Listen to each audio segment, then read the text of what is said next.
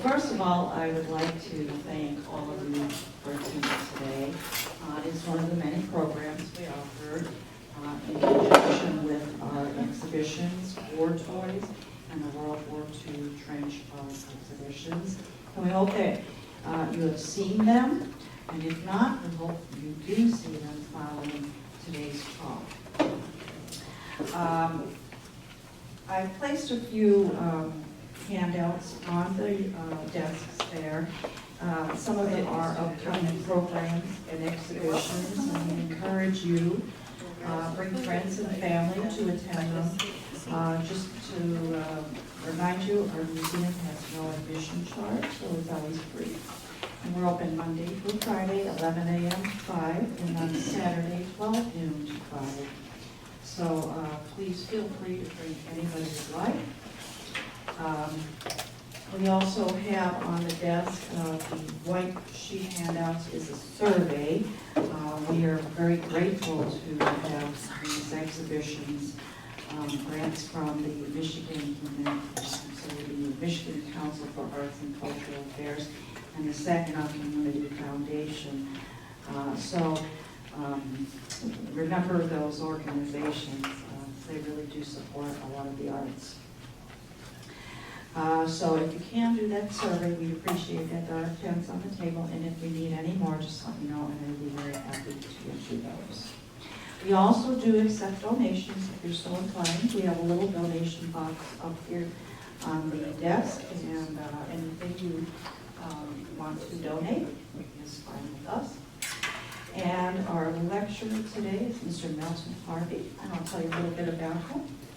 He's a vocational rehab counselor and employment specialist. He's a Navy and Army veteran and an LPC, which is a licensed practical counselor. He works at the Veterans Affairs in Saginaw. He's a member of the Go Get You Down Warrior Society for the Chippewa culture.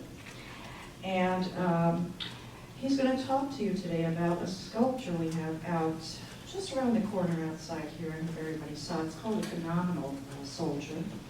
And he's going to share all the information on that, and please make sure you get to see it. It's really lovely work. So I'm going to hand it over to Mr. Harvey. Thank you very much. Thank you. Good afternoon. Well, as you stated, I'm a member of the Get You Down. And one of the most important aspects of that is ancestors, right? All right. I always say that because I guess we were taught, at least I was taught, that my ancestors were important. Amen. It was not necessarily what they did, how they did, but they were important because guess what? I would not be here without them.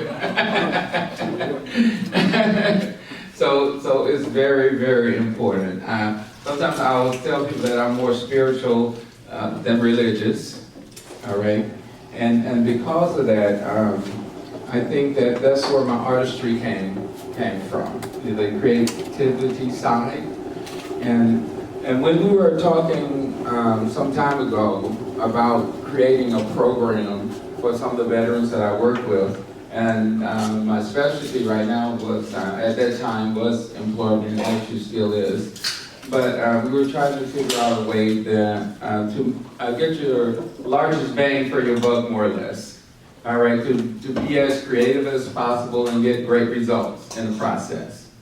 And so with my group, I said, well, why don't we do an intensive program based upon an existing program, which was CWT, which is a work therapy program. And I said we could develop various activities and sites where the vet can go out and seek or develop job-related skills, right? And I said we could utilize the van as the office classroom because we will always be in there. I said we can get a lot accomplished en route versus sitting here talking and then going. I said, well, we can do all that while we're going along. And so some of the areas we covered, well, Well, Saginaw covers from Genesee County all the way up to the bridge, so it's 35 counties, all right, that I assist veterans in. And I go to them. They don't need to come all the way to Saginaw. If they need assistance with employment, resume writing, and all of that, job hunting, I'll go to them. Okay, so I'm saying it's all about you. And before I go any further, I just want to point out the rock star in the room, Mr. Malloy, Mrs. Malloy. All right. Okay, World War II, rock stars. Amen. Yes, yes, yes. And also, they have a 66th wedding anniversary in 2 days. Oh my goodness. Right? Isn't that awesome? 66. That's the same day John and Jackie Kennedy got married. Oh. That's how, if I forget, I always look that up. Okay. That's awesome. So we would go from, we'll just say county to county, doing different projects. And a lot of them had to do with assisting with cleaning up different veterans memorials, assisting at various walks, because this, later on my group became drummers, right? They became part of the drum circle. That is a different group, not the same group, but my groups, we saw it evolve into different things that I think are creative enough that will add to their work experience. So it wasn't just to get, I always said, the touchy-feely kinds of things while you're, your meditative states, but also that you will be invited out to motivate walkers while you're drumming. It wasn't just the smaller djembes or the handheld drums. We're talking marching instruments, so we're talking loud. Okay, so it's a progressive kind of thing, and so it was with the development of the sculpture. We were talking about abstract thinking in terms of the development of the sculpture. And one of the things soldiers are taught to do is think abstractly, right? You've got to be able to envision a few things that are not there, or envision possibilities. And one of the things I was talking about, well, we've never did this kind of work. See, they've already considered it work. I said, well, then that's progress. It's art, but yes, it's going to be work, because you got to think about this. And so I said, what is the best way to do this? I said, well, I know where there's some experts and they can give you a quick start. And so I brought them down here. and everyone spoke to them about, possibilities, right? Possibilities. And so once we finished that conversation, we went back and had some more conversation, and, sort of motivating, because again, they've never done this. And when I was listening to him about General Patton, sort of brought back the idea when Patton was ordering them to cross the river, and they were getting, mowed down a little bit, so they waited until dark, and they were able to cross. So you pick your times. You pick your times. And so that's what I was doing. I was picking my time once everyone became more familiar with the idea of sculpture, and then more information, and finally, okay, this is how we're going to make it. And then at that point, they'd already sort of formulated a plan. They formulated a plan, okay, we can do this now. We can do this. These are the tools we're going to need, and this is what we are going to do. All right?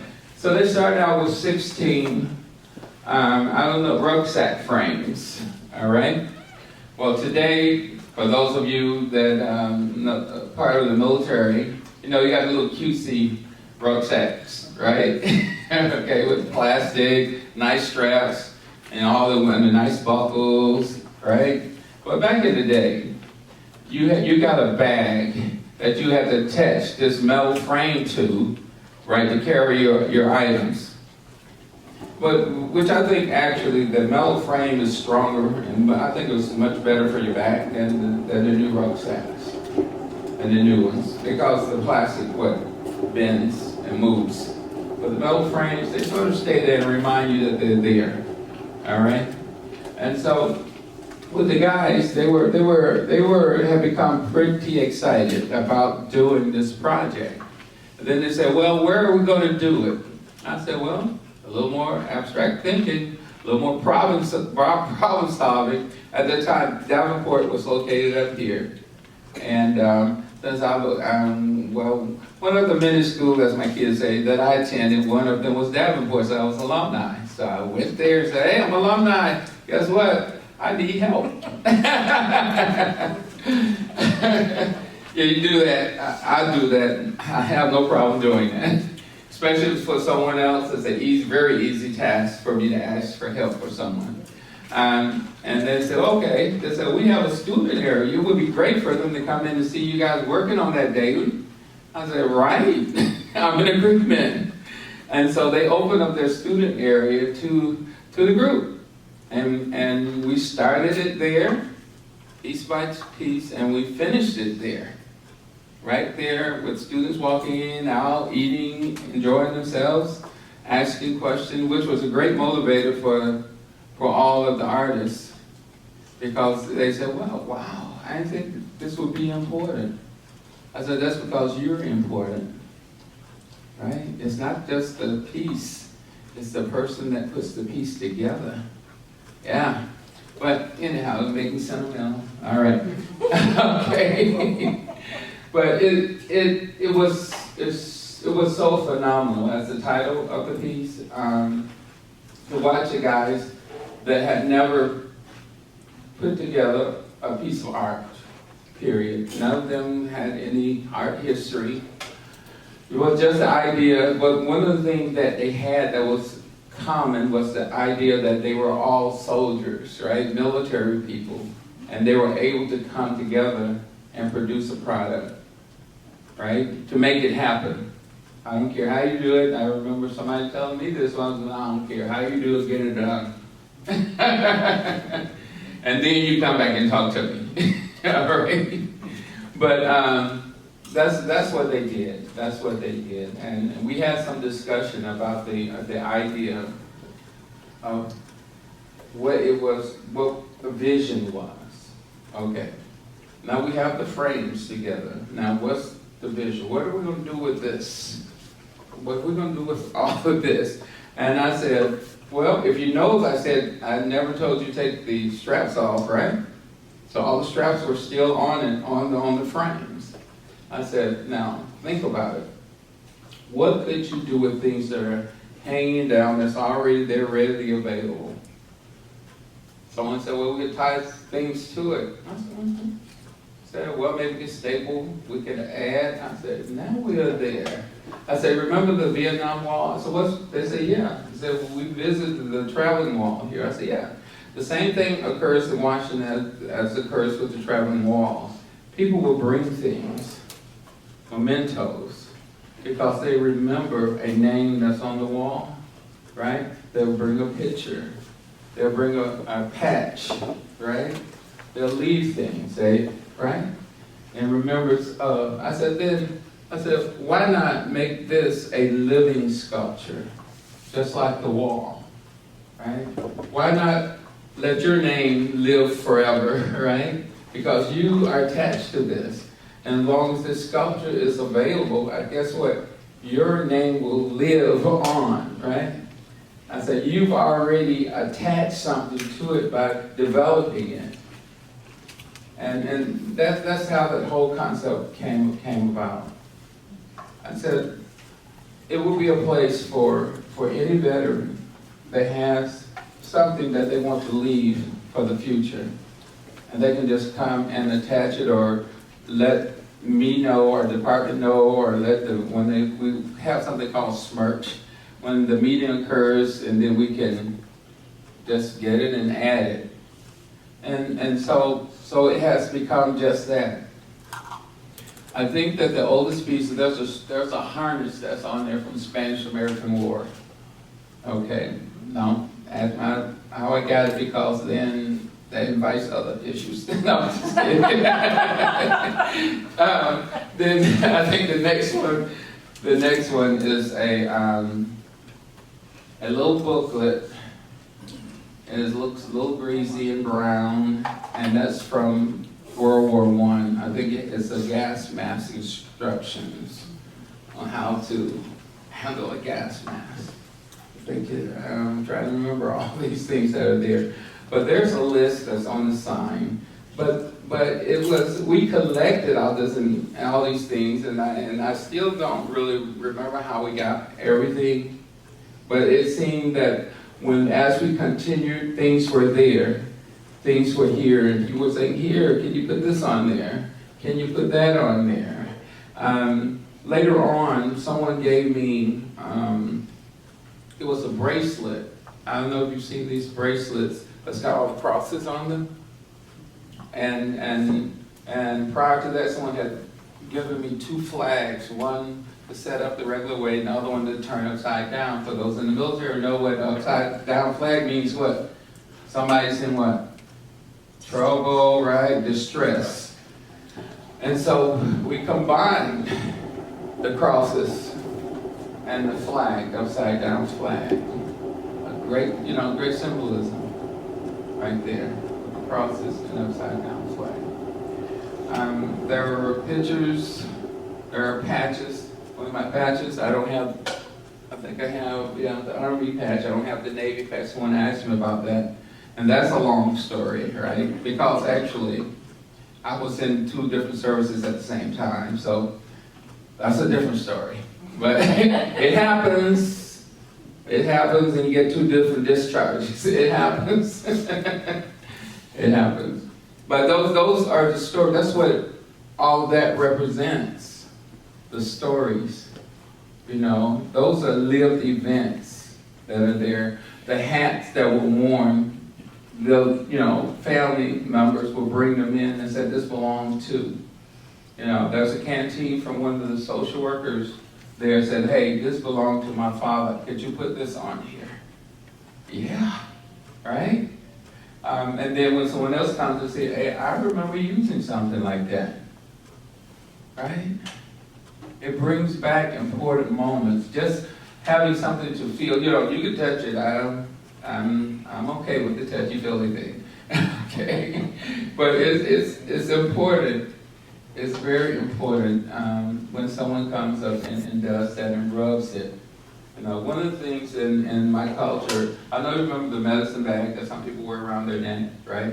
One of the elders once told me it's not so much as the medicine bag itself. He said, I can pour some of these things out on the table, and if I came across something in a stream, a nice shiny pebble, and I could take it out and rub it, and we'll bring back those found moments. He said, that's why I keep some of my most treasured items in my little medicine. It's great medicine to me. That's what memories are, great medicine. And as long as we can remember things, we're always going to feel good about that thing.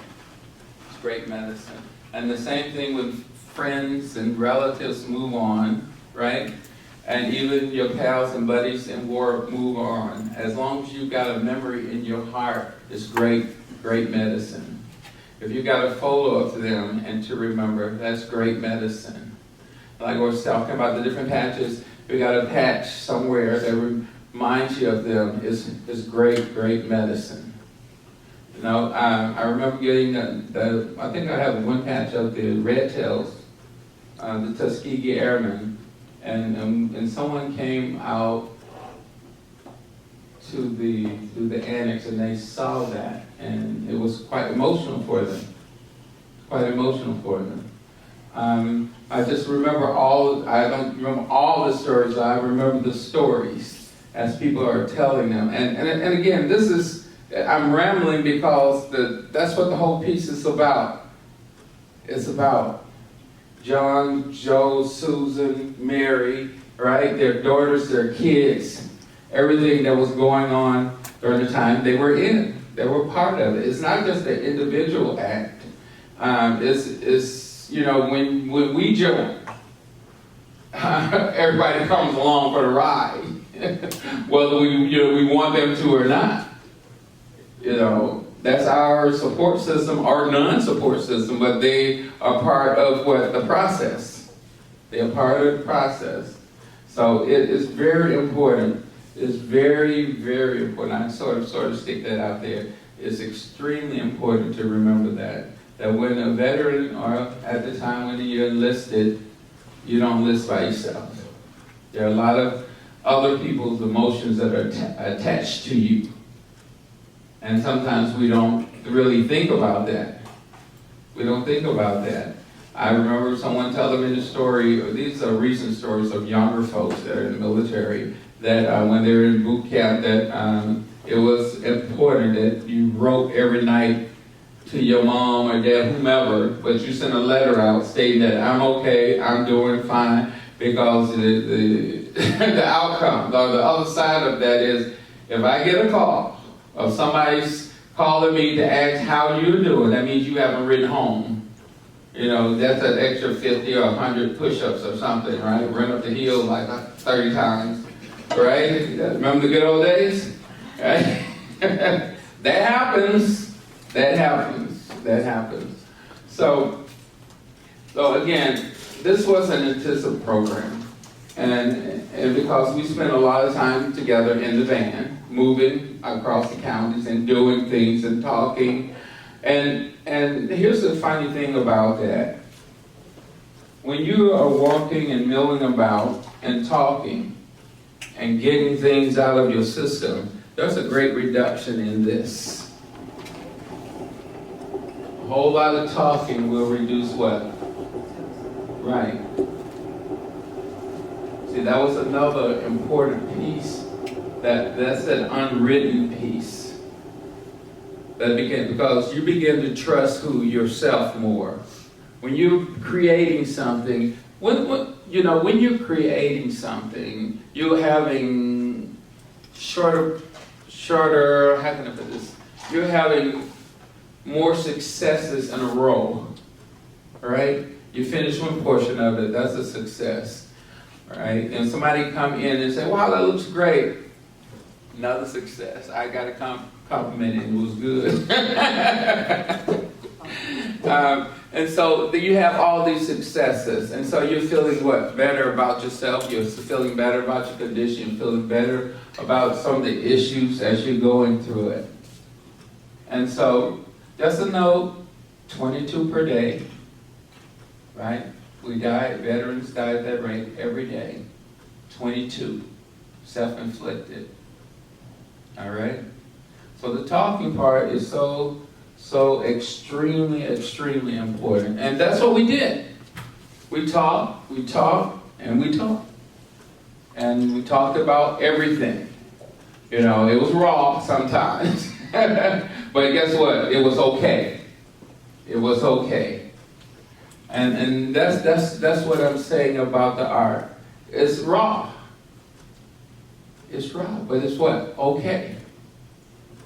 It's okay. Let me read this to you. The same group helped with the creation of this.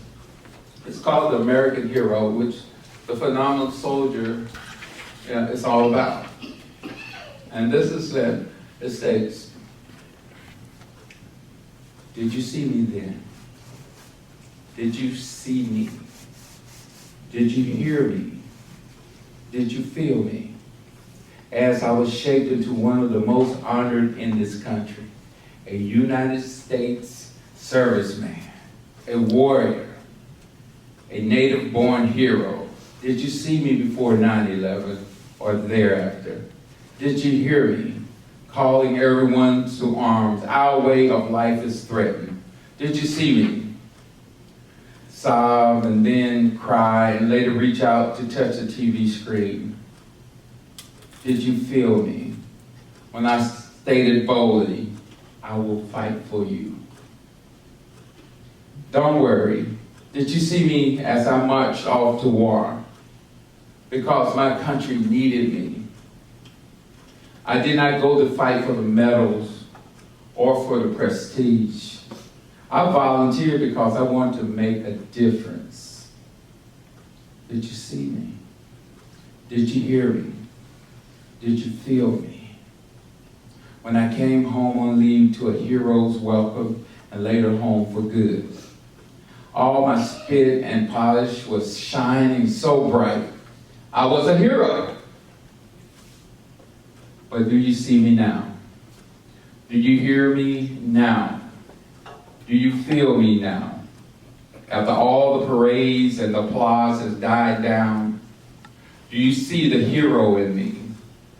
Do you hear the hero in me? Do you feel the hero in me? After the scars of battle start to surface, do you see the hero that has a difficult time finding and keeping a job, keeping a family together, or a family that looks the other way and say, what son, what daughter?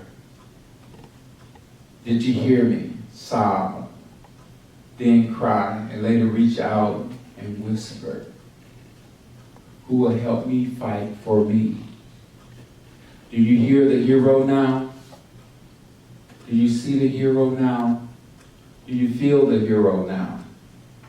Sometimes just a grate to keep warm or a shelter to call home. Yet, I'm still the hero.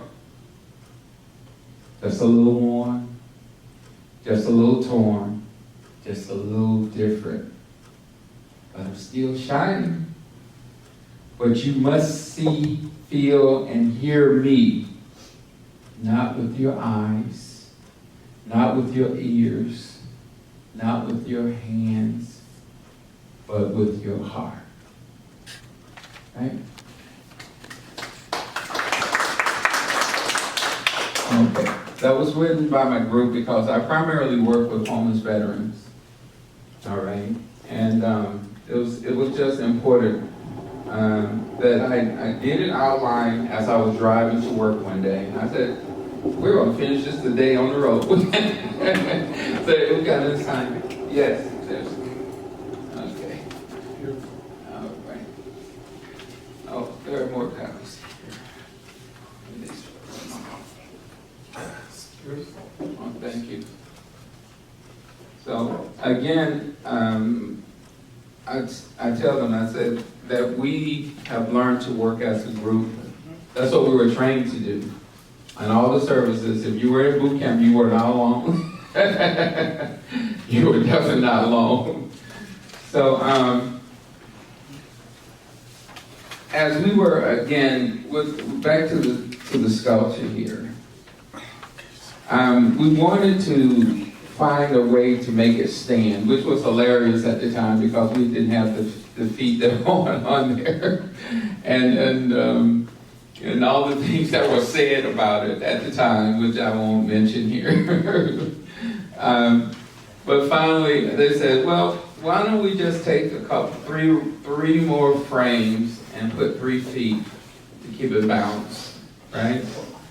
And why not just put the most important thing for soldiers when they're out in the field on those? And they said, okay, they had to discuss that, and they said, what's the most important thing? They said hydration. They said you can survive with water if you don't have food. And so that's what we put on the base of it. The thing that supports us most when we're out in the field is water and hydration, being hydrated. All right? And then at the very top, we thought about it because in the beginning there wasn't a helmet there. Okay, there was great discussion about what should be at the top. All right, and most of it dealt with weaponry. Okay, but I told them we can't put that up there. It's a public piece. And yes, sir. How I got my helmet home. Well, let him finish the rest of that. And then Oh, she tells me what Okay. to do. Okay. So, well, basically what occurred was there was someone that was from the Korean War, and he bought a helmet one day. And I said, wow, guess what? What's going on the top? And I said, the old steel kettle, right? For those of you that are not so new to the military, I said, of the helmet. So each time that a piece of somebody's life, see, everything on there's a piece of somebody's life. You know, it's all real. They said, well, you didn't see the person that, I said, I don't have to see the person to know that there was a person behind it, right? I said, if it's military, then at some point, there weren't just one person behind you. Usually there's a group of people that's got the same little patch, right? They've got the same little name tag, right? So it is, you're never alone. You're never alone. That's why when someone sees it, just that one little single patch, they know what it stands for. If you were part of that company or your friend was part of that company, or what's missing actually, those coins that everybody get, you know, those coins. And so sooner or later we can have some coins hanging on there. But there's, believe it or not, there's like millions of patches, millions of everything that's military, right? But here, when you touch it, it just brings all of that back. At least for me, it brings back loads of memory. I was out, someone had me, it wasn't my thing, someone had me out roomaging, right? Doing the room sale thing. You know, they trapped me, they had me in the car. It was Saturday morning.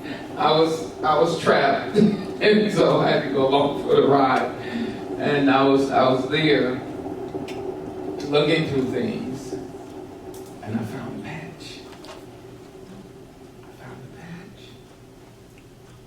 You know, I was sort of like the anthropologist, you know. I love anthropologists because they tell stories.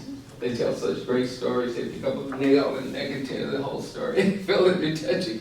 I love it, and that's what it was. I picked it up, and it was a Navy patch. It was similar to this. And I felt in the name of the ship, right? You know, and I could envision a sailor that wore that on his uniform, you know? Being out at sea, you know, standing those wonderful midnight watches, right? No, I could, you know, envision that by just touching it. You know, I had to get that, all right? I had to get that. And I had to apologize to the business and say, hey, I apologize for my thoughts about this trip. As you know, I didn't want to be here. Okay. She just laughs at me when we go through that, because I am not anybody's shopper. I go to Home Depot or somewhere, I know what I'm going for, and I come on back, just walking around all day. I just can't do it. Yeah. Okay, I'm sorry. My personal issues. I'm working on my issue. Okay. But it's just important. And that whole concept of the patches, of all the different things that belong to everyone else, actually belongs to all of us. Actually belongs to, at the powwow on yesterday, for example, if you're not familiar with powwow, the first thing that occurs at powwow is they call the veteran warriors, all right? And then they call any other veteran that's there, tell them, come on down. And no, that's such a great feeling, right? And then all the flags, you know, all the different tribal flags, all different country flags that are present. Usually it's the U.S. and Canada. Then all of the branches, right? And then any other flags that the committee allows to be in there. The people that are carrying all these are all veterans. Then they, like I said, they said, oh, the rest of the veterans, you're out there, come on and join us. And they will open up the ceremony. They'll open up the ceremony. They'll march around. Then if they march around, then they will present the veteran, branch of service, in major conflict he or she was in. And then at the end, they will do the same thing, closing out. But in between, they will have the veterans stand and face the crowd, the arena. And then it will have a couple songs dedicated to the veterans. And then after the songs, march out or march around, they have them stop again and stand. And all the people will come and shake their hands and thank you for the service. That's before the powwow begins. And it will not begin until they're done with that. Because they stated that one of the announcers, I like what he said, but the rest of them say similar, that guess what? You would not enjoy this if it wasn't for them and those warriors that came before them. And that's what that represents, that phenomenal soldier. And because all the things that a lot of times we as Americans take for granted and forget that 1% that makes it possible. It makes it possible. And when someone brings a piece, that's another memento for that 1% that makes it possible. And then another piece, just remember, this is why I'm here. It's nothing that I've done, right?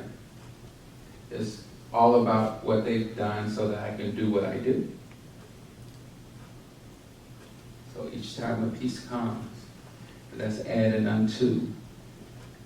You know, it makes me feel good because I understand the sacrifice that our veterans had to make.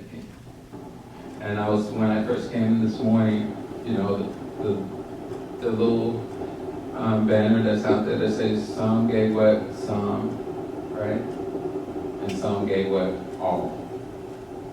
That's what all of that's about, is remembering. Just remembering. And remembering. And remembering. So that's what I want you all to do, is continually remember that freedom, guess what? It's not really free. Because someone stood out there for you. Someone stood out there for me. That's all I have to say. Thank you.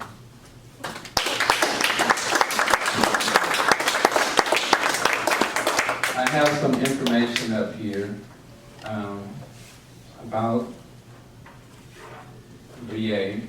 I don't know if you're familiar with the Veterans Justice Program that the Veterans Justice Program was started basically because a lot of veterans were getting into trouble and going to prison and jail for things that had nothing to do with what they were arrested for, but had more to do with what was happening inside. All right, and so now they have Veteran Drug Court, Veterans Family Court, Veterans Court.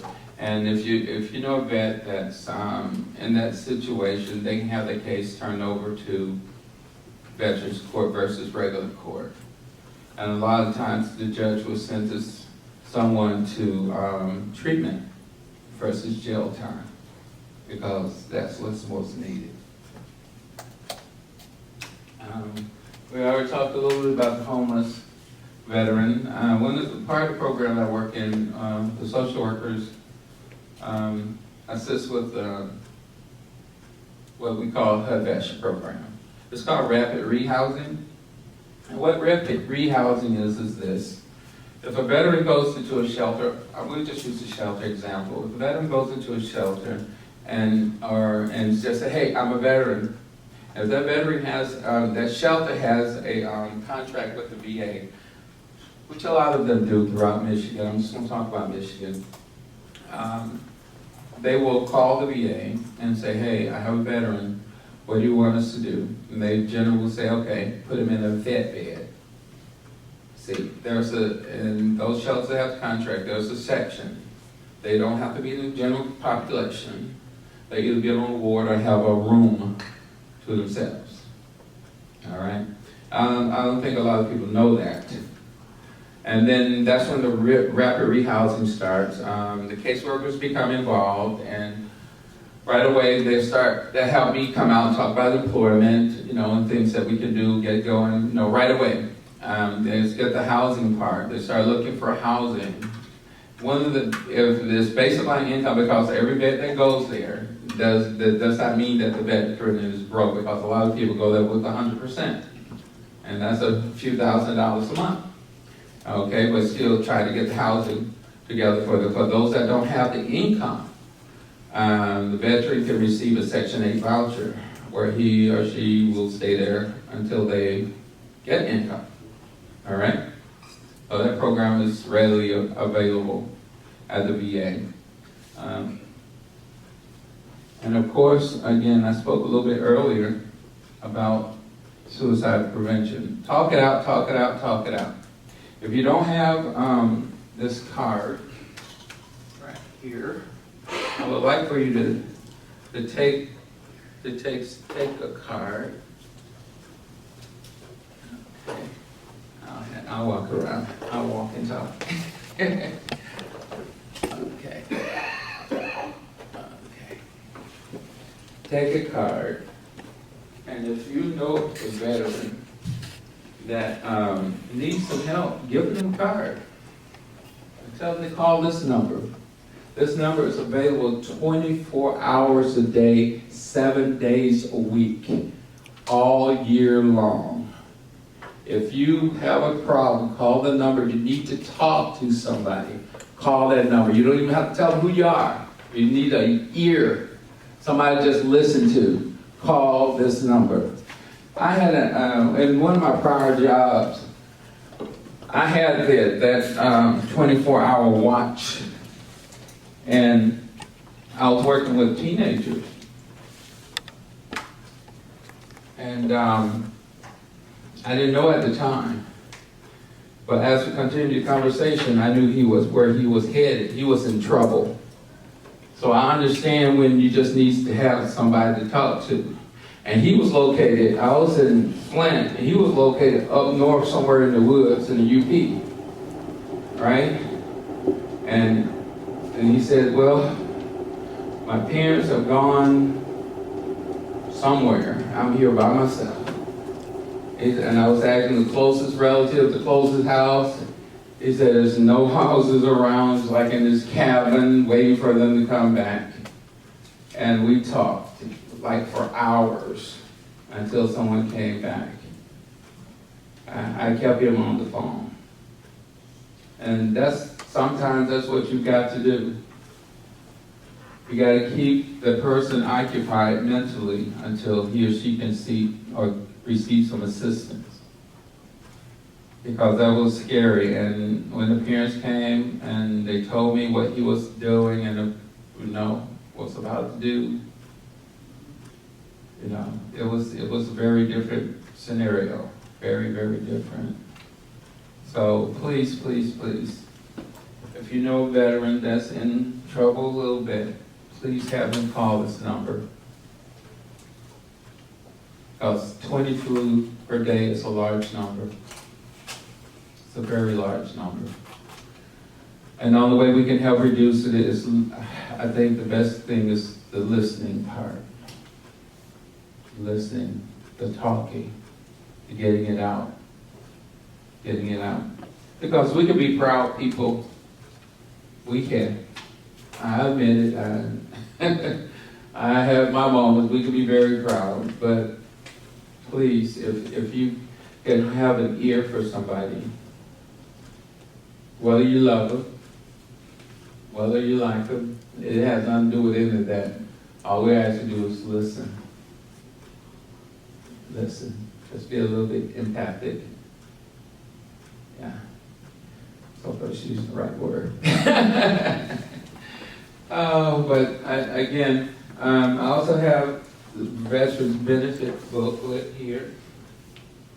One of the representatives, she gave me this. Give her a plug. Vanessa Guerrera. I hope I pronounced it okay. Name 5th District. Yeah. Give her a plug. She's always given material. And if you know anybody that has not signed up for VA services and they're eligible, I have a packet that they can complete or get someone to be able to help them with it. It's readily available too. One of the things I'll tell all vets, I say you've already earned these. Why not just go ahead and use it?